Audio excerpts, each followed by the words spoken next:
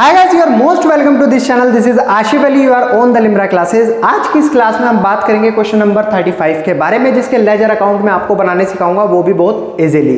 So you do not skip anything in this video, watch this video till the and. Question number 35 मैंने show करा दिया है आपकी screen पर। मैं क्वेश्चन को रीड करने जा रहा हूं और फिर स्टेप बाय स्टेप हम इसके लेजर अकाउंट में पोस्टिंग स्टार्ट करेंगे। तो क्वेश्चन नंबर 35 है, सृजन, Raman and Mohan were partner in a firm, profit sharing ratio 2:1। तो यहां पर तीन पार्टनर है जिनका प्रॉफिट शेयरिंग रेशियो इन्होंने गिवन दिया है। प्रॉफिट शेयरिंग रेशियो दे रखा है 2:1। फिर उसके बाद एक बैलेंस शीट मुझे गिवन है, नीचे इसके कुछ एडजस्टमेंट हमें गिवन है और इनको भी हम एक एक करके सबको पोस्ट करेंगे। तो स्टार्ट करते हैं हमेशा की तरह, जैसे मैंने आपको सिखाया है, बैलेंस शीट की एसेट साइड उठाओ, क्योंकि एसेट साइड होती है डेबिट साइड, और हम रियलाइजेशन अकाउंट में भी जितनी भी पोस्टिंग एसेट साइड की होती हैं वो सारी डेबिट साइड डाल देते हैं। तो फटाफट शुरू करते हैं। सबसे पहले मेरे को एसेट साइड में गिवन है मनन की कैपिटल। तो मनन की कैपिटल एसेट साइड गिवन है 10,000 रुपये। तो मुझे कहाँ पर पोस्ट करनी है?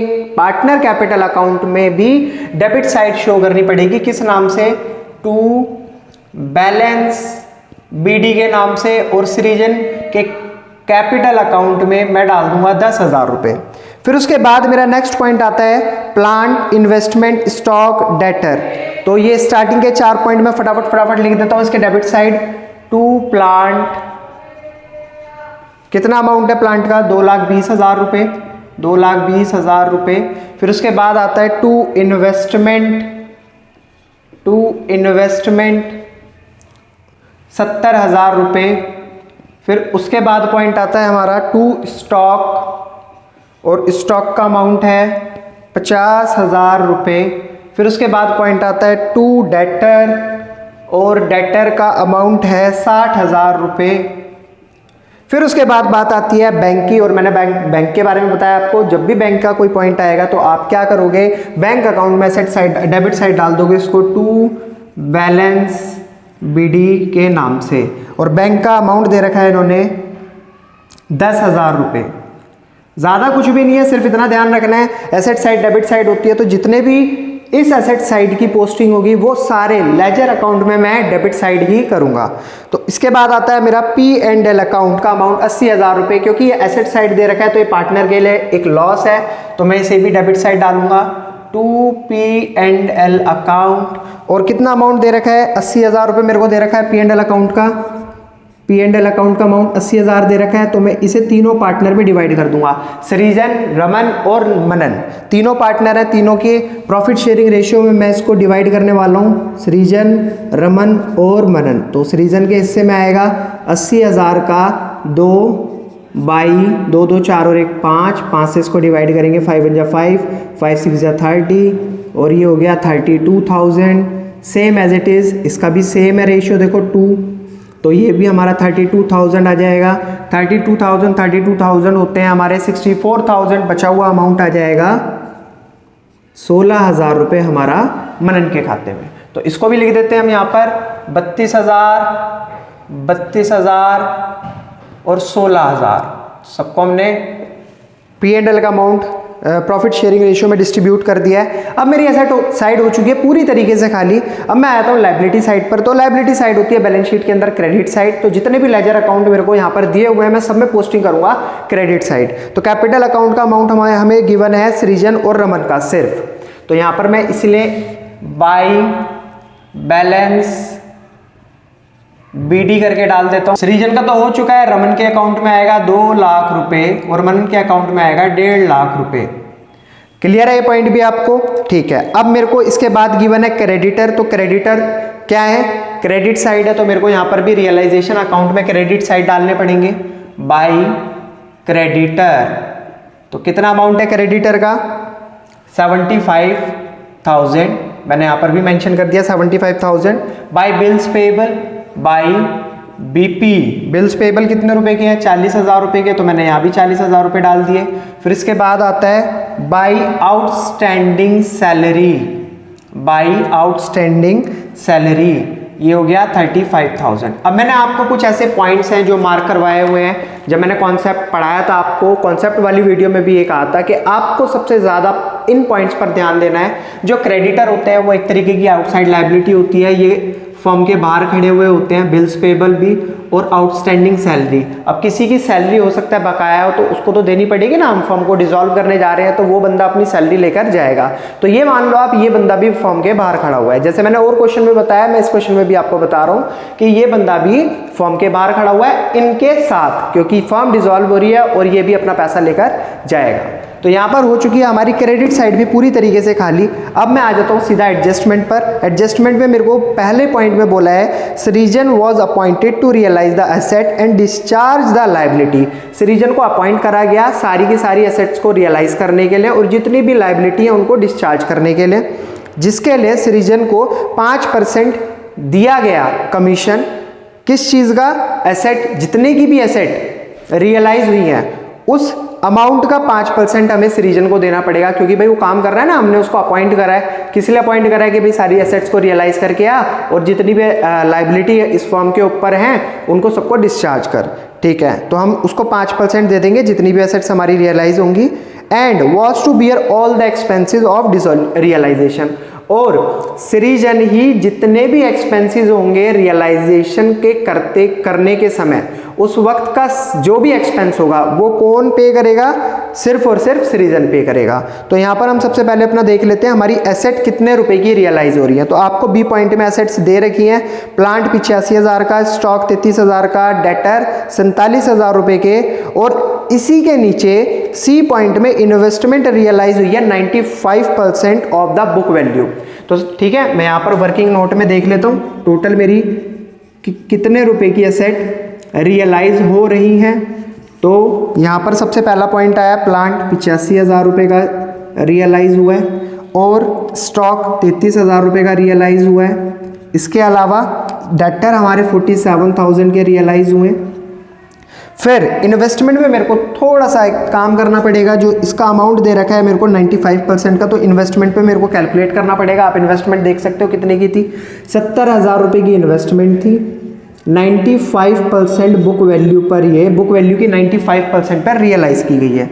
तो 0 से 0 कैंसिल, 0 से 0 कैंसिल, 700 की मल्टीप्लाई करते हैं 95 के साथ, 0 0 5 7 जा 35, फिर एज इट इज 0 0 9 7 जा 63, 0 0 5 3 3 6 6, 66,500। तो यहाँ पर इन्वेस्टमेंट रियलाइज हुई 66,500।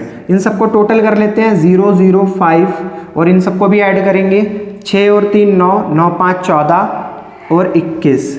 तो 2 यहाँ पर कैरी आ गया, 8 2 10 और 6 16, 4 20, 3 23। 2,31,500 की हमारी टोटल एसेट रियलाइज हो रही है।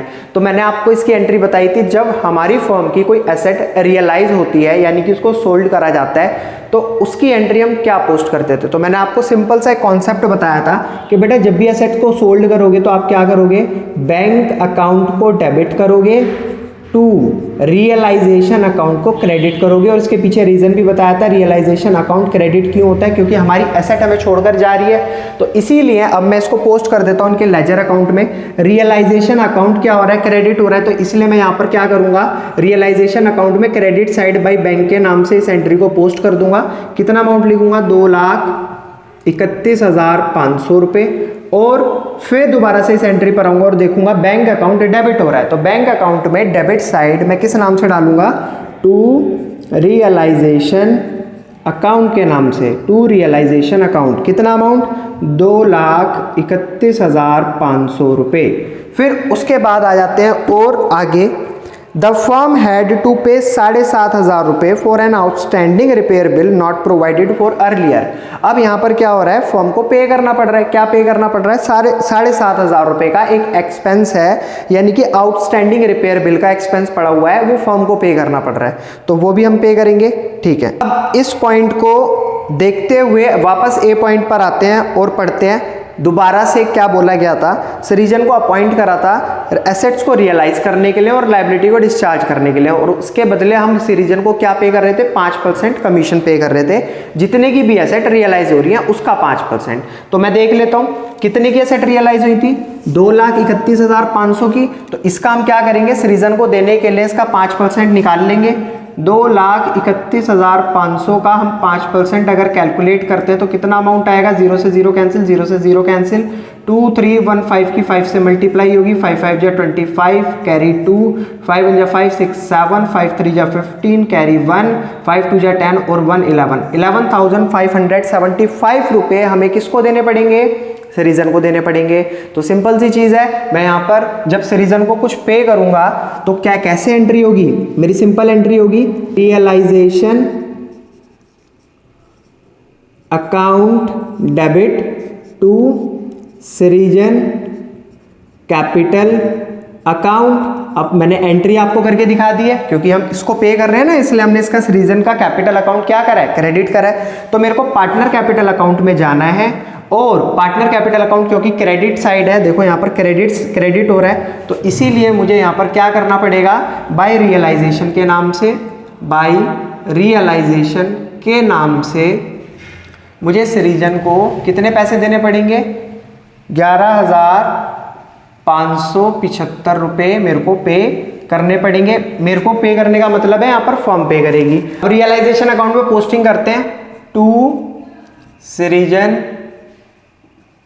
Capital account. ये पोस्टिंग मैंने कैसे करी आप देखो ना, मैंने क्या करा है? सिरीजन कैपिटल रियलाइजेशन अकाउंट में डेबिट साइड क्या लिखना है? टू सिरीजन कैपिटल अकाउंट, क्योंकि रियलाइजेशन क्या हो रहा है? मेरा डेबिट हो रहा है, तो यहां पर लिख दूंगा मैं अमाउंट 11,575 रुपये। ठीक है, मेरा पहला पॉइंट हो गया है। इसके बाद सेकंड पॉइंट भी मैंने कर लिया है, थर्ड पॉइंट भी मैंने कर लिया है, इट मीन सी पॉइंट भी मैंने कर लिया है। अब बात आती है डी पॉइंट की, जिसमें 7,500 रुपये का भी थोड़ी देर पहले मैंने आपको बताया था, फॉर्म को एक्सपेंस पे करना पड़ेगा, क्योंकि वो कोई आउटस्टैंडिंग रिपेयर बिल था, वो एक्सपेंस फॉर्म को देना पड़ेगा। तो जब फॉर्म कोई भी एक्सपेंस पे करती है तो इसके लिए क्या होता है? हम क्या लिखते हैं यहाँ पर? टू बैंक के नाम से एक्सपेंस पे होता है, 7,500 रुपये प्लस और क्या एक्सपेंस आ रहा है वो भी देख लेते हैं। इसके बाद हमारा है A contingent liability in respect of bill receivable discounted with the bank had also materialized and had to discharge for 15,000 रुपये। अब ये छोटी सी बात है, इसको समझाने के लिए मेरे को आपको लेकर चलना पड़ेगा क्लास 11th में, जहां पर आप लोगों ने एक चैप्टर पढ़ा था बिल से रिलेटेड। जब कोई बंदा किसी को बिल देता है, मान लो बी ने इसको ए को बिल दिया और कहा अभी मेरे पास पैसे नहीं है, आप ये बिल रख लो, ठीक है। तो ए ने ये बिल को रखा और ए को पैसों की ज़रूरत थी, ए गया बैंक में, बैंक से इस बिल को जाकर डिस्काउंट करा लिया। आपने पढ़ा होगा, ये चैप्टर याद आ गया होगा आपको। डिस्काउंट करा लिया, डिस्काउंट कराने के बाद ए को मिल गई पेमेंट, ए अपने घर आ गया।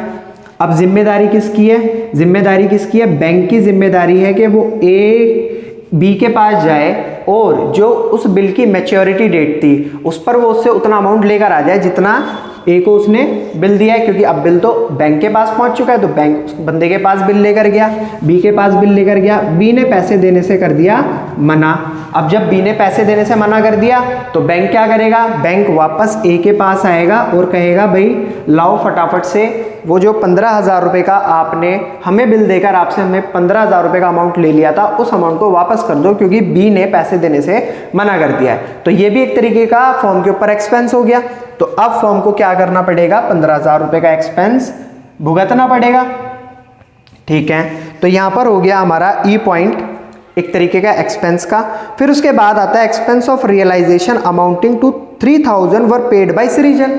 अब यहां पर लास्ट पॉइंट में, एफ पॉइंट में इन्होंने कहा है कि एक रियलाइजेशन एक्सपेंस था 3,000 रुपये का, जिसको पे करना था सिरीजन ने, और आप अब इसको लिंक कराओ ए पॉइंट से। ए पॉइंट में ये बोला गया था कि जब आप 5% कमीशन का चार्ज कर रहे हो तो आपको रियलाइजेशन के सारे एक्सपेंसेस खुद भुगतने पड़ेंगे। तो यहाँ पर दो कंडीशन आ रही है, यहाँ पर वैसे एक ही कंडीशन आ रही है, आप देख सकते हो, बॉर्न बाय पार्टनर।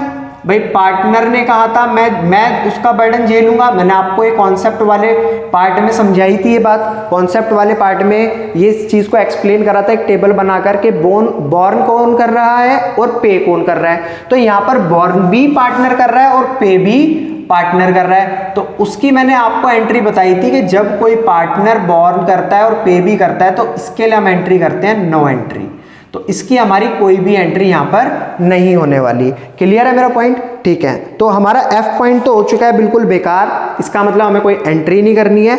ई पॉइंट की मैंने एंट्री का यहाँ पर छोटा सा पार्ट लिख दिया है। डी पॉइंट को मैंने यहाँ पर शो करा दिया 7,500 से 15,000 का ई पॉइंट हो गया मेरा। बी पॉइंट भी मैंने कर दिया, सी पॉइंट भी मैंने कर दिया, ए पॉइंट भी मेरा खत्म हो चुका है। तो बचा क्या है इसके अंदर? अब बचा है, सिंपल सी बात है, आप यहाँ पर देखो, मैंने आपको कहा था कि बेटा जो क्रेडिटर होते हैं, बिल्स पेबल होते हैं, और ये जो आउटस्टैंडिंग जिसकी सैलरी हमें देनी है वो तो लेकर ही जाएगा, तो ये हमें इनको देकर ही भेजना पड़ेगा। तो हम क्या करेंगे, इस अमाउंट को इनको दे देंगे। ये हमारा धर्म है, इनको खाली हाथ नहीं भेजना।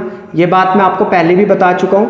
ये 40,000 रुपये हमने बिल्स पेबल के भी दे दिए, प्लस 35,000 रुपये हमने आउटस्टैंडिंग सैलरी वाले के भी पे कर दिए। तो ये सारे के सारे एक्सपेंसेस जब मैं पे कर रहा हूं तो इसको टोटल कर लेता हूं, इसका अमाउंट कितना आ रहा है।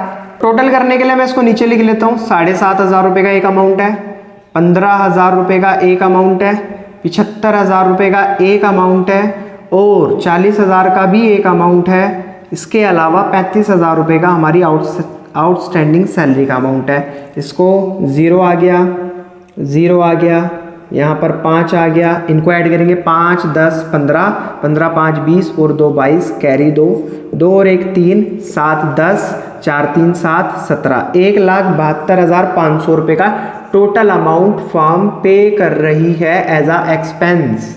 1,72,500। तो ठीक है, हमने रियलाइजेशन अकाउंट में 1,72,000 रुपये 1,72,500 का हमने खर्चा दिखा दिया। तो इसको पे करने के लिए हम क्या करेंगे, बैंक अकाउंट में आएंगे और यहाँ पर बाई रियलाइजेशन अकाउंट के नाम से, जैसे हम पहले दिखाया करते थे, इस अमाउंट को यहाँ पर शो करा देंगे।